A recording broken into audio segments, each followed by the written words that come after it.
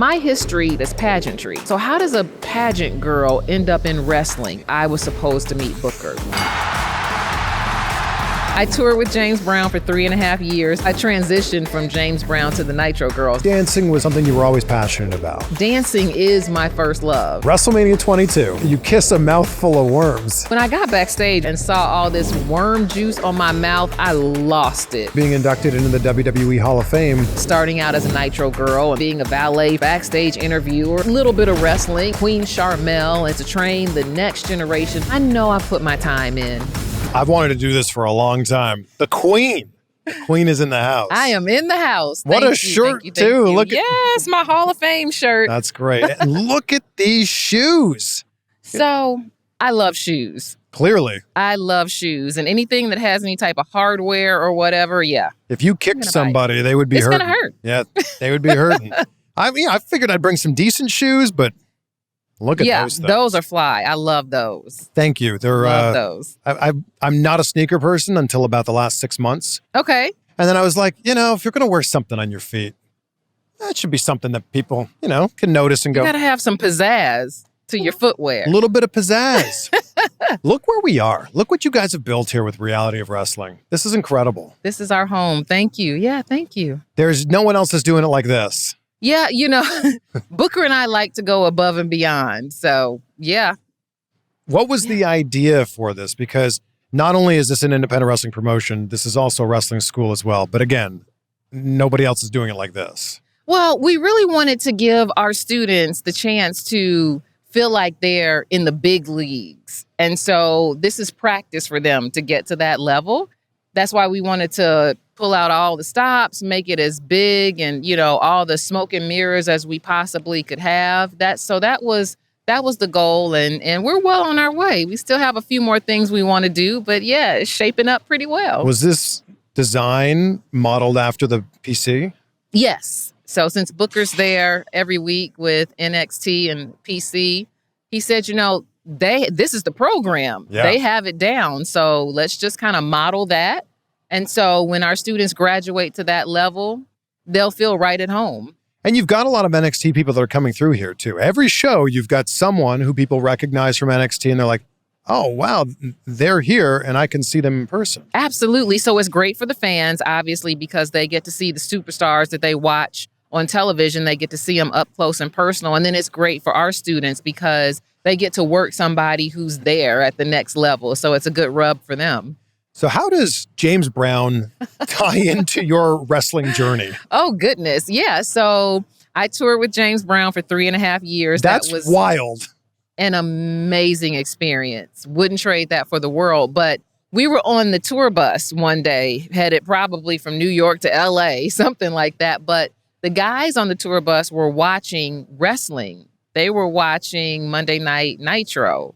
And all of a sudden, I saw these dancers on the screen, the Nitro Girls. Right. And I was like, wait a minute, who are they? I want to be one. So that's how I transitioned from James Brown to the Nitro Girls. I found out about them and auditioned and got a spot. But let's back it up here. You're talking about, he has worked with James Brown and no big deal. How does that even happen? Oh, my goodness. Well, he was looking for one dancer. And, the dance community at that time was very, very small. Professional dancers. Everybody knew everybody.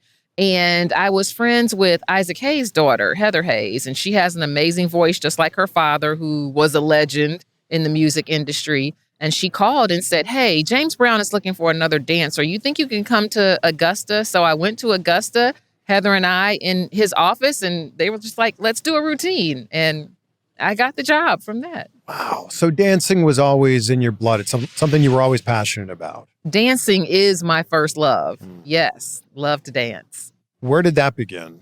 My mother said I was dancing in her womb. So I guess before I can even remember, but there's a difference between dancing and dancing at a professional level. So where did that jump happen? Well, I was really blessed because I didn't have the training that my fellow dancers had, but, I just had the belief in myself and a God-given ability. So I trained at a later age, but I found myself, and I really didn't have professional training. When I say trained, I just worked with people who actually trained at Dance Theater of Harlem or Alvin Ailey, Philadelphia, places like that, world-renowned places. But I never had that training coming from Gary, Indiana. And it's almost like Booker with the wrestling ring when he says, when he stepped into the wrestling ring, it's a place he had never been before, but felt like he had always been. It was one of those situations with me and dance. Being from Gary, did you feel the influence of the Jackson family? Like people, may not know this. Michael Jackson and the Jacksons are from there. Absolutely. Yeah. And, they started from very humble beginnings. Their house is, they've got a big plaque up by their house, but their house really was like the size of a garage. Wow. Yeah. And how many of them were living there? A million, right? So you look at that and you look at the type of work ethic that people from Gary have because you really want to make it. You want to get out of there and do something with your life. Yeah. And, you look at the Jackson 5 and you see how far Michael Jackson went and it makes you think I can do this too. And that's what I thought. And you did it. And I did it. Yeah, look at you now. I did it. Yep. James Brown is such a larger than life icon. He's a legend. Yes. What's he like behind the scenes? So he treated all of the dancers like we were his grandchildren because he had grandchildren our age. And it really was a family environment. I appreciate that more than he will ever know. Professionalism, I already had, but I learned it to the nth degree from him. He was very serious about his craft. We always joked and said we did 2 shows a night because sound check was a full-blown show. And then we had the show. And he was always on top of it. He could hear every little thing. So if you were not on the right note or if the dancers missed a step, he saw everything, it seemed like, from behind his head. But then off stage, treated us like family, cared about us. So it was just such an amazing experience. This is amazing how the world works because I just had Teddy Long on the show recently. Yes, and Teddy Long, right. Teddy Long worked with James Brown as well. So how is James Brown responsible for both you and Teddy Long getting into wrestling? I don't know. Isn't that wild? It's crazy. Yeah. Yep. And our paths didn't cross then. So I didn't know until later, until I got to WCW WWE that Teddy Long worked with James Brown. So it's a very small world. It's just crazy how the world has a way of just figuring things out. Figuring it out, yeah. Right? Like you were meant to do this for a living. That's right. How do you go from seeing the Nitro Girls on TV to being there? Well, again, I heard the Nitro Girls were looking for one more dancer. And the dance world, again, was small. They had a closed audition. You had to be invited to audition. And I simply said, I am going to get this job. Like I claimed it before I even stepped in there. And I just gave it my all and ended up, it's funny because I was getting ready to go on tour with James again for another 2 or 3 month stretch. And the day before we were getting ready to leave, I had already auditioned for the Nitro Girls, but it had been about a month. And so I called Kimberly Page, who was the head Nitro Girl at the time. And I said, listen, I am still very, very interested in this job, but I have to go on tour tomorrow with James Brown because that's, my job right now. She said, hang on, let me call you right back. And in about 5 minutes, she called me back and said, if you could just please stay at home, we're going to go ahead and hire you. Wow. So, yeah. Why were you so certain that you were going to get that job? I just felt like that's where I was meant to be because I always wanted to be on television. I didn't know how. Was I going to be an actress? I just didn't know. And then when I saw, with dance being my first love, and I saw these dancers on television, I said, this is it. And then I was always athletic growing up, a gymnast, all these kind of things. And so to be in the world of sports entertainment, they weren't calling it back then, but it's sport, it's entertainment. And then to involve dance in that, it was everything, and television, it was everything all in one that I wanted. So it wasn't specifically that it was wrestling. It was that you could dance on TV. At that point, yes. Yeah. Yes. When did it become about wrestling? It became about wrestling after Kim called me and said, your homework for the next month is to stay at home and watch the show. So you'll know what's going on. And then once you come to TV, you'll be all caught up and ready to go. Well, I stayed at home for a month and watched and got hooked. I was like, wait a minute, this is like a male soap opera, right? I got hooked on the storylines and the characters and the entertainment of it all. So right when I got hired and had to stay at home, That was it. I knew it was it for me. So who were some of the big characters at that time? Okay, so my favorite was Disco Inferno because of the whole dance of it all, right? Yeah. But, I loved Rey Mysterio, Juventud. I more so gravitated towards the lucha wrestlers. Those were just my favorites. But, and then, the big guys, Kevin Nash, just everybody. I can't even say I had a favorite. I mean, I was partial to Disco because of the dance, but it seemed like everybody was such a superstar. Macho Man, it's endless. Harlem Heat, of course. Do you remember seeing Booker for the first time? When I first was hired, Booker was out. I don't know what he was recuperating from. I think maybe he had his knee scoped or something like that, something minor. But he wasn't there when I first started. Stevie Ray was. And then a couple months or maybe weeks after I started, I don't remember, then Booker came in. Yeah. Do you remember your first interaction with Booker? Well, I just remember him walking down the hall and I was like, wait, who's this? I've never seen him before. Yeah. And so then I saw him and Stevie Ray together and I'm like, oh, okay, so that's Harlem Heat. Gotcha. But I was always very impressed with him because Booker has an aura about him. Yeah. Even if you don't know who he is, and that happens to this day, even if you don't know who he is, there's something about him, his presence, there's something. So a lot of times when we're in the airport, there might be an elderly couple and they'll come up to him, oh, are you a preacher? And we just crack up, but they just know, I mean, he does cut promos like their sermons. Yes, he does. So I guess more importantly, when did Booker start noticing you? Probably not for a while because Booker always was about the business. It's almost like he had blindfolds on or blinders on. He would come to work in a suit, tie, do his job, go back home. So it took a while before he even spoke to me, maybe Ready to Rumble time period. Yeah. Oh, nice. Yeah.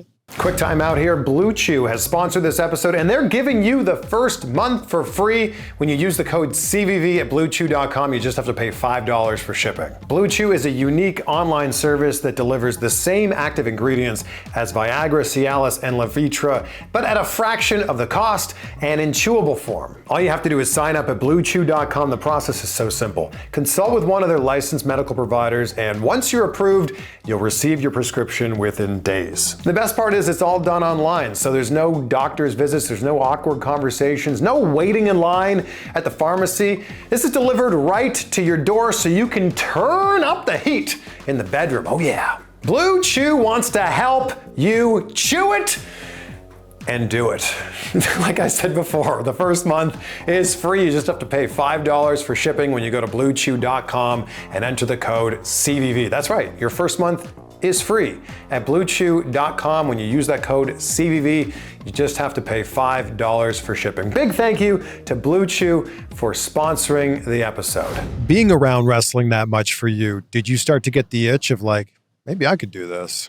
I did, but of course, dance was still my first love. And so it wasn't until, and as you know, WCW kind of kept changing leadership for a while, right towards the end. So I don't remember who was in charge at the time that they decided dance has no place in wrestling. And if you want to keep your job, you have to go to the power plant and learn how to wrestle. Well, of course, at that point, I was hooked. And what they say is true. This is not ballet. So wrestling was not dance.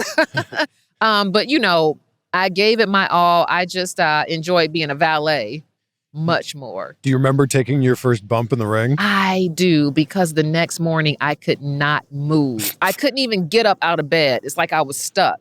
So my whole body was sore. Yeah. And were you like, oh, this is not for me? No, I came right back and tried it again. Jeez. I sure did. And I love Medusa and I love Nora, Molly Holly, because they were charged with teaching us and they were so patient and gracious and they are so wonderful, But yeah, I came right on back. At what point in WCW did you feel like this might not stick around for a while? Like there were whispers that it might go under and then it ended up getting bought by Vince McMahon. When did you start to feel it? I never thought it would go under. I mean, yes, we all heard the whispers. And maybe it's just because I didn't want it to go under, because that was home, that was family. But really, right up until the very, very end, and like I said, we heard those rumors it was going under, but then we kept changing management. So I kind of just thought it would keep going like that until something stuck. And then where are you left when WCW gets bought out? When WCW got bought out, the Nitro Girls, because of course, again, we're family, we decided we were going to be a singing group. So we thought we were going to be the next Spice Girls. And so that's what we were focusing on. We thought everything would be okay. But it was really bittersweet because it's like the family was breaking up and we didn't know who was going where, who was moving with mom, who was moving with dad, sort of thing. And it really was bittersweet. But the Nitro Girls, we were Diversity 5 by then, our singing group. And, is this album out there? The 2 songs are out there, yes.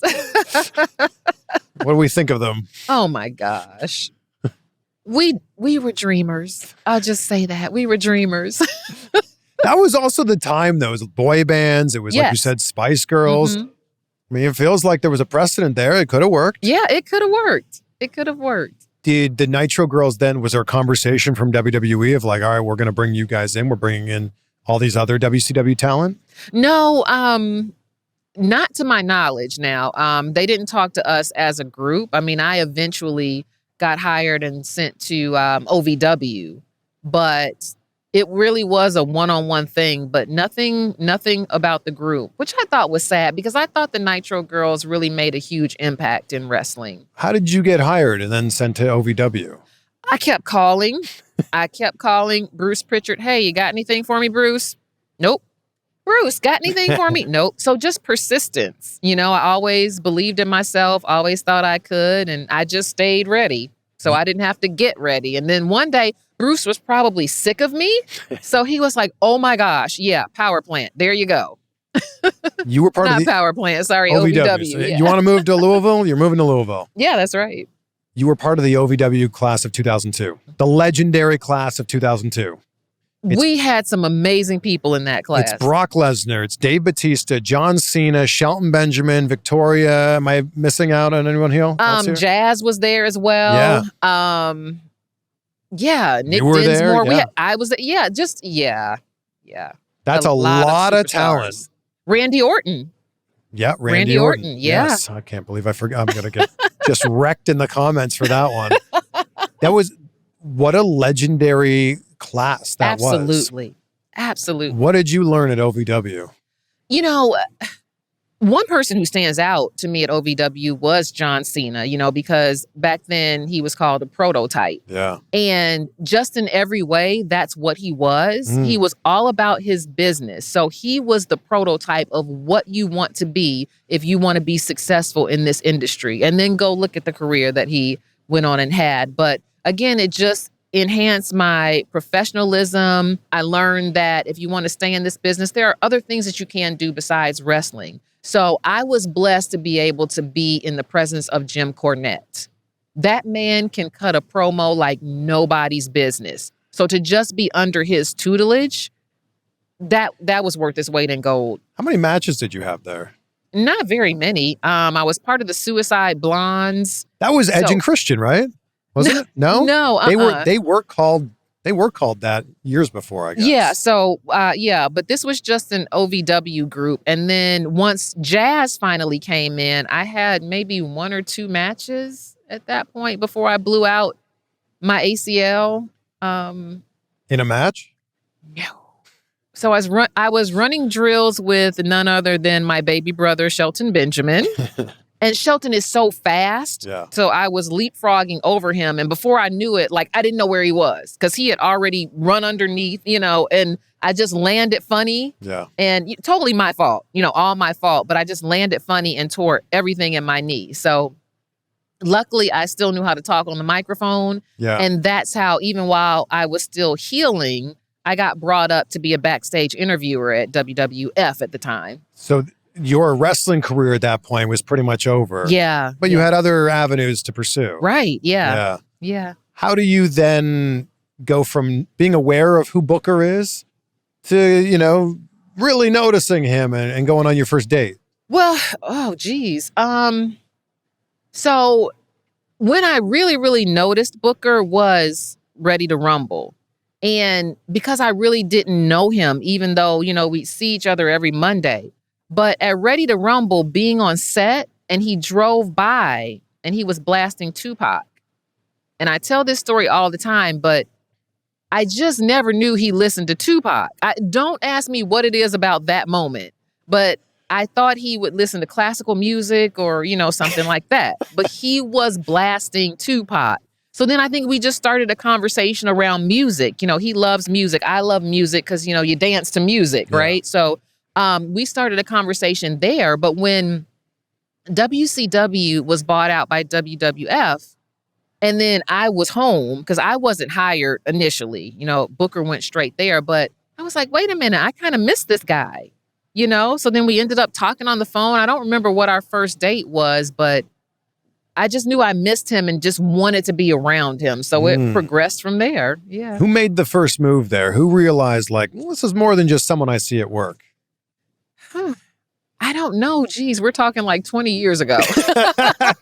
I don't remember, but whatever it was natural, like it was meant to be. I always think, because, my history pre-dance and all that is pageantry. Yep.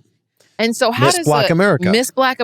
So how does a pageant girl end up in wrestling, right? It almost doesn't compute. And I really honestly believe one of those reasons was I was supposed to meet Booker. Wow. That is my soulmate. Wow. Yeah. Are there any similarities between the pageant world and wrestling? The pageant world is low-key kind of cutthroat. So yeah. But there's also a certain, for lack of a better word, pageantry to wrestling. Absolutely. Right? The costuming. The presentation. Exactly. Mm-hmm. Even the way that you're speaking in a pageant. Sure. Cutting promos in wrestling. There are some overlaps, right? Absolutely. And that's why I think the Queen Sharmell character was able to benefit the King Booker so well, because that was authentic, so you could flip the side of the coin. You really think of pageant girls as nice and sweet in the way, but then when we were heels, it's just another side of the coin. So absolutely, yeah. How did Queen Sharmell come about? When Booker was doing the King of the Ring, he, at that point, we were married when he was doing King Booker, and he just wasn't wanting to be away from home so much. And I don't know, he talked to powers that be and he was like, well, what about bringing on Sharmell as Queen Sharmell and all of that? I mean, I was already there. They had brought me back before the Queen gimmick, but it just, when he was going to do the King, he just said, what about the Queen? Yeah, he said that he was just burnt out from wrestling. Yeah, he was tired. You guys had just gotten married. Yeah. It was a rough time, right? Eddie had passed away. And I think he was just like, I want to be home with my new wife. Right. And I guess Vince was like, well, what if? I'll do you one better. Yeah. What if she just comes on the road with you? And he's like, oh, that works pretty well, actually. Yeah. So we started out with that whole Kurt Angle, which I mean, I had a blast with that. And then it eventually led to the King and Queen and, Boogeyman, which was epic. That was so much fun. So, yeah. Big thank you to NordVPN for sponsoring this episode and for always supporting the channel. I don't use the internet anywhere without NordVPN. I mean, you've got a lock on your door.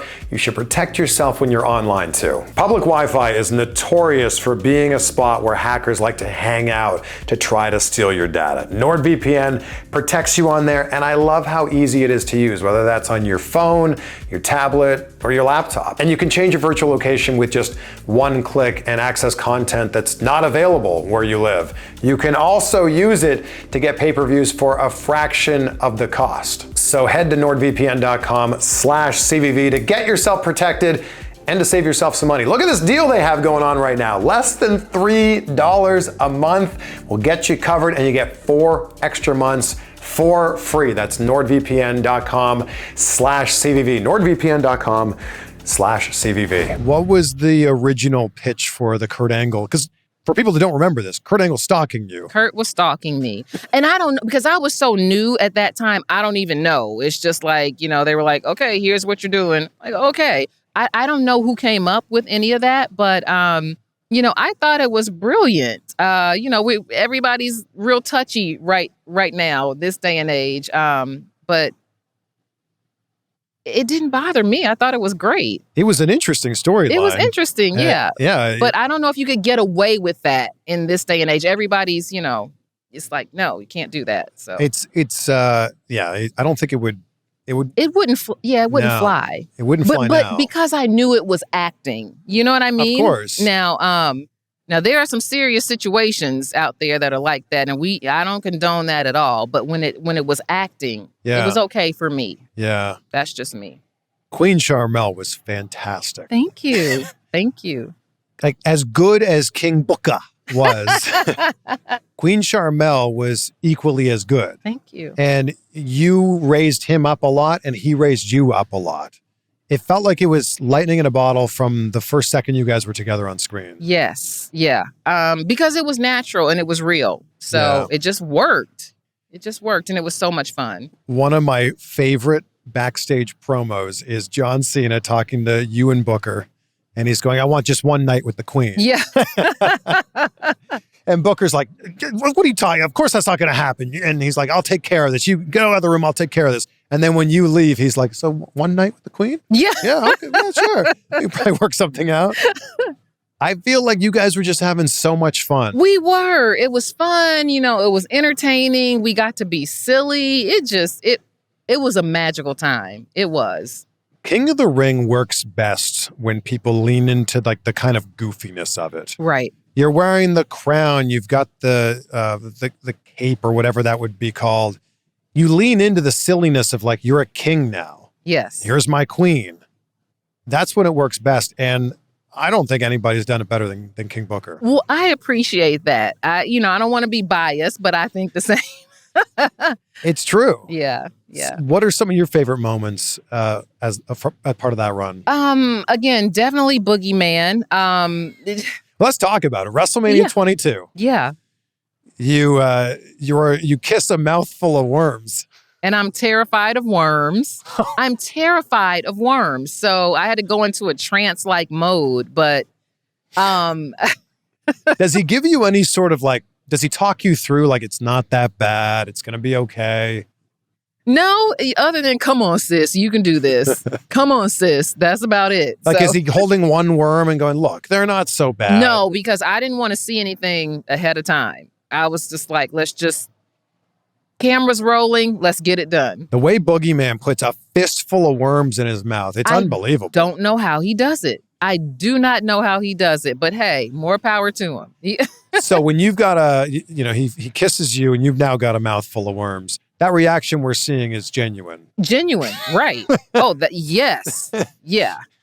And I got backstage and I saw that I still had slime. When I got backstage was when I really freaked out because WrestleMania, you're in work mode, you're in professional mode, and Yeah. And then when I got backstage and looked at myself in the mirror and saw all this worm juice on my mouth, I lost it. It was crazy. I lost it. Are you thinking all week of like, on the one hand, I'm excited about WrestleMania, but on the other hand, I've got this moment with Boogeyman? Yeah, I was.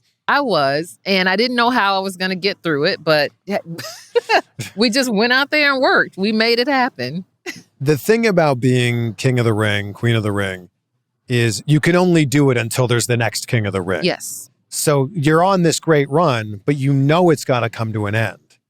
That's got to kind of bum you out.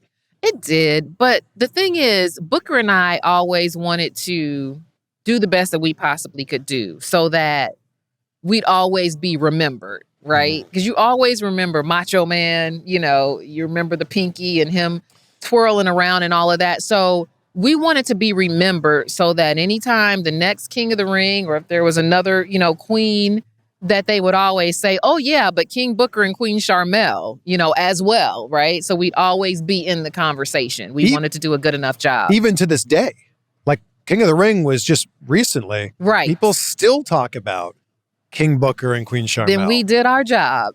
I mean, I don't know if anyone can do it better. I appreciate that. Thank you. It's pretty great. I appreciate it. What do you feel like has been your legacy in pro wrestling? I'm really proud of my legacy in pro wrestling because I think prior to me, you didn't really see someone who looked like me being a queen. And even though I was crazy and, hitting people with chairs and shoes and that sort of thing, but at least I carried myself in a regal fashion. Why the shoes? you know, that's pretty much all I had at the time. So you use what you have. But just to have somebody who looks like me be in that position, I hope that I'm looked at as a trailblazer. Absolutely. And I think that you being inducted into the WWE Hall of Fame, I mean, that speaks for itself. Absolutely. Yes. I'm so grateful for that. What did that moment mean during your induction when the crowd starts chanting, "You deserve it"? I had to hold it together. I almost lost it because I didn't know what was getting ready to happen, just to be quite honest. But to hear that was so much validation in that one moment. And I really had to struggle to hold it together. Did you not feel like you deserved it? I felt like I deserved it, but you know, I made the mistake of looking at the internet trolls. Well, look, the internet rarely has anything positive Right, to say. exactly. And you know, some people were saying some not so kind things, and I eventually turned it off. But, you know that starting out as a Nitro girl and then being a valet for several people and a backstage interviewer and then, you know, little bit of wrestling and then Queen Sharmell and then doing this to train the next generation of sports entertainers. I mean, I know I've put my time in. Yeah. Yeah. After your WWE run, you guys go to TNA. Yeah. And Booker actually did some pretty great stuff there that you know, maybe there wasn't a lot of people watching TNA at that point in time. How did you feel about your time in TNA? It was like a little vacation, a little, you know, downtime because we were in the same spot every week. You know, Impact so Zone, right. right? So we could kind of take a breath. You just go to Universal Studios every week? Yeah, and just Disneyland, relax Disney for a World moment. every week? Yeah, and then Main Event Mafia was super fun. Yeah. Because then there's legends there. That's an underrated faction, by the way. That's an underrated faction, but all of us are now in the WWE Hall of Fame. But that was really, really fun. And then, you know, so we did that for a while and then it was time to go. What happened with that match with Jenna from Survivor? Well, it was a match that, in my opinion, just really shouldn't have happened because neither of us, especially Jenna, she had never had a match before, right? Did she train at all? For like a couple of days, not even a week, and which is and that's not on her, right? Sure, yeah. But you can't train for a couple days and be a wrestler. It just doesn't happen like that. Yeah. So just, you know, kind of was unfortunate because I was by no means a ring general, Sure, you know, and yeah. then she had only been in the ring a couple of times. So That should have been like a 6-person match or an 8-person match. yes, yeah. And then have her in the ring. I don't know why I'm pretending like I'm a booker here, but have her in the ring for 45 seconds or something and do one thing. Yeah, right. Yeah. What do I know? Yeah. No, seriously. So, I mean, I'm not sure what it was all about, but again, we did our best. With being part of reality of wrestling and the way that you look at the business now as a veteran, what's the advice you give to people that are just coming up in the industry that come in here? Letting them know that no matter how seasoned you are in this field, you always learn something new. And if you're not learning something new, there's something wrong, right? So even when you're teaching people, you are learning. So there's always room for growth, room for development. We live in a society right now where everything's instant and people expect to just make it overnight. Well, put your time in, hone your craft, keep at it, believe in yourself and stay persistent. Yeah. And then there's always some luck in there as well, but just keep at it. I think people seem to believe in this idea that it's an overnight success. Right. And you just see the finished product on social media. Exactly. You don't see the years, sometimes decades of hard work that goes into that. Correct. Yeah. So yeah, just come to reality of wrestling and train and stay at it. Yeah. So Booker has so many great catchphrases. What is your favorite Booker T catchphrase? oh goodness. Well, can you dig it, sucker? Has always been my favorite. It always has and always will. Can you do a Booker impression? Not well. Listen, I'm a professional dancer and can't even do the spin-a-rooney. What? Which I'm still mad No about. way. Oh yeah, I tried it in OVW and could not do it and was mad about it. And I'm still hot about that. Yeah.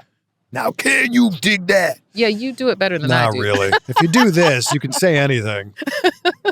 What's your other next favorite Booker catchphrase? Save the drama for your mama. And then followed by don't hate the player, hate the game. People forget that was the start of his entrance theme in WCW. Yeah. Don't hate the player, hate the game. Then his music would hit. Right, yep. Then it turned into Can You Dig That Sucker? Yeah. Can You Dig It Sucker? Yep. Booker is, people say he's the 5-time champion, but he's the 6-time world champion. Right. Which one of those is your favorite? I mean, he won the 6th one with you. I was going to say with Rey Mysterio. But with you. Yes, with me. Yes. Yes. But that match. Yeah. So number 6? Yeah, number 6. Yeah. Yeah, he said this, and I don't think anybody else won King of the Ring and then went on to win the world championship as King of the Ring. So okay. So him doing that. Wow. Okay. I mean, you're in the moment sometimes, so you forget, Yeah, yeah. Wow. Yeah. Do you have a favorite Booker moment? No, because there are so many. Like, I know he's my husband, but I really am a fan. And I'm equally a fan of his entertainment. So the grocery store with Steve Austin, all that stuff with Steve Austin, the bingo game, the nuns, like, oh my goodness. And then the stuff with Goldust. That was hilarious. Just hilarious, right? So yeah, I'm equally a fan of his entertainment as well as his wrestling. Was that stuff going on when you guys weren't married yet, but were you together when all that stuff was happening? Yes. Yeah. Yeah, we were. So I just sit there and laugh. I'm like, you're insane, but okay. He's just so naturally funny. He is. It's like he was put on this earth to be an entertainer. That's right. I keep telling him that.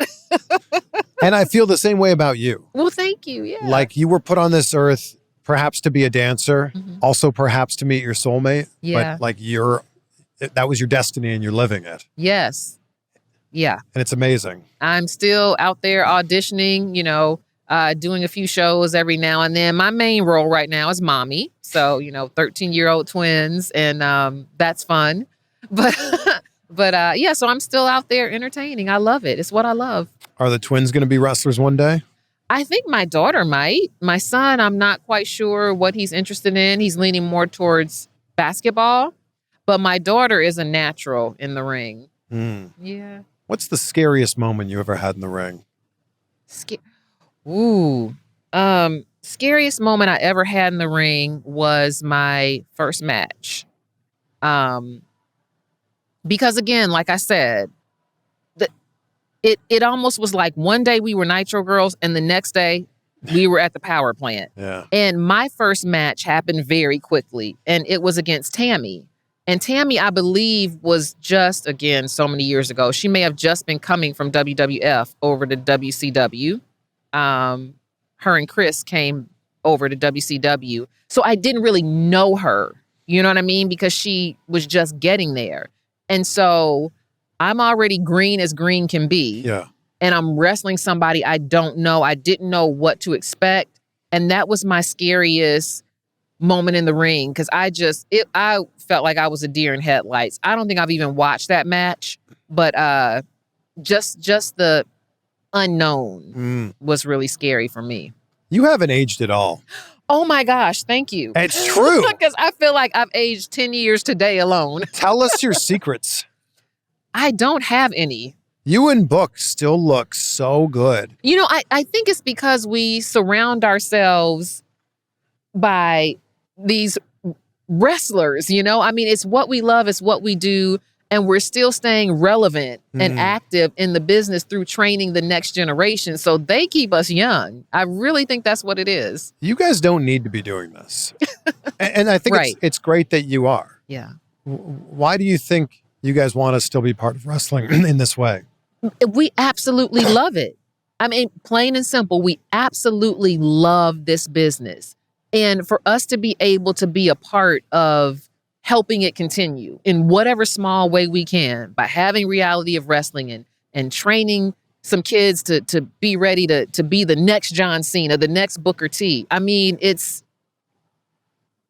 that brings us joy because it's what we love. Yeah, you guys have built like a feeder system here. Yes, absolutely. Like, that was the goal. If someone's getting ready to get signed somewhere, well, go stop off at Reality of Wrestling. That's right. That's right. Our guys and girls are ready. Yeah, it's pretty amazing. And like, I mean, if you look behind, I think it's out of focus on your shot. Yes, but if you look at some of your very famous graduates. The Usos, yeah. Sammy Guevara, Ember Moon. Everybody. Yeah. It's Roxanne Perez. It's quite a list here.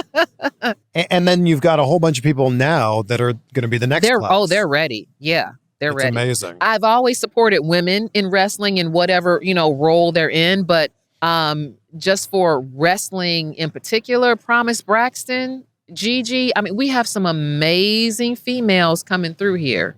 You're dropping some names now that people are going to rewatch this interview. And they're going to say, yes, in a year or two or three. And they're going to go, right. That's who Sharmell was talking about. That's right. Yes. I get it. Mm-hmm.